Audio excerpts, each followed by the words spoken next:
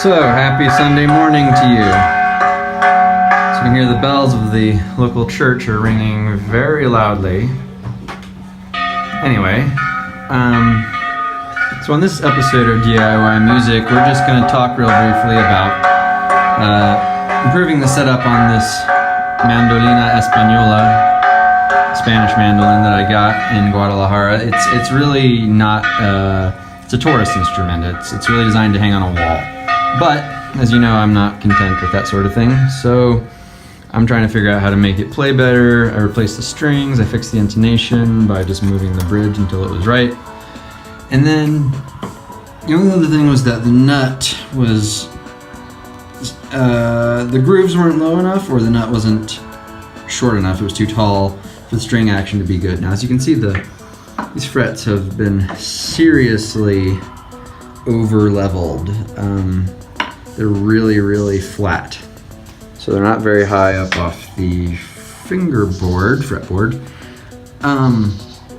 And because of that, we can and need to,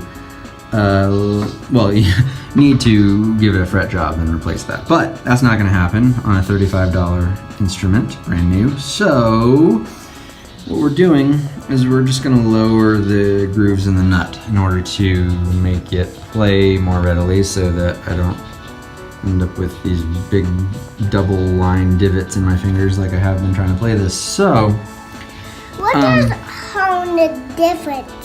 divot mean? Divots means like a line or a depression, like a hole.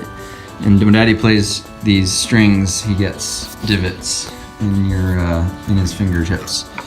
So the issue with this, since it was high uniformly across the board, I would usually just remove the nut and sand it down on the bottom, and then that would simultaneously lower all of the grooves and then glue it back in. But I don't know what this is glued in with, but it's not coming off. And even more so, this nut, I have no idea what material this is.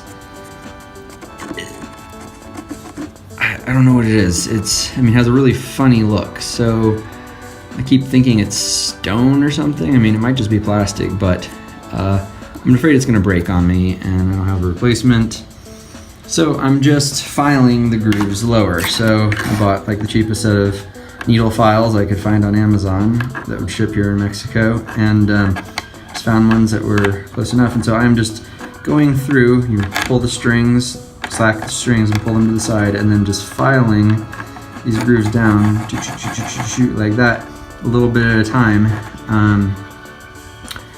And then pop them back in, check, see what the action's like. Put this back together. Okay, baby, we can put that back together in a second. And then if it's still not low enough, keep going and do it incrementally, do it slow, don't go crazy, because once it gets too low and you start getting fret buzz, then you just gotta throw it away and buy a new one. So that's my little setup job for today, and hopefully I'll have a video of this playing well at the end of this segment.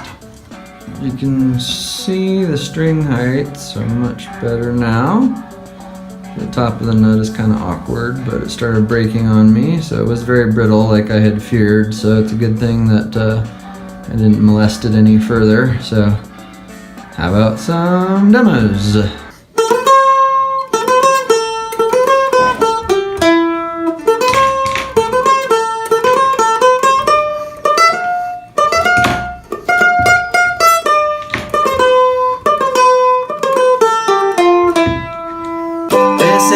Happy song, it's very short and not too long. This is a happy song, I'll sing along with you. This is a silly song, it's pretty short and not that long. This is a silly song, I'll sing along with you.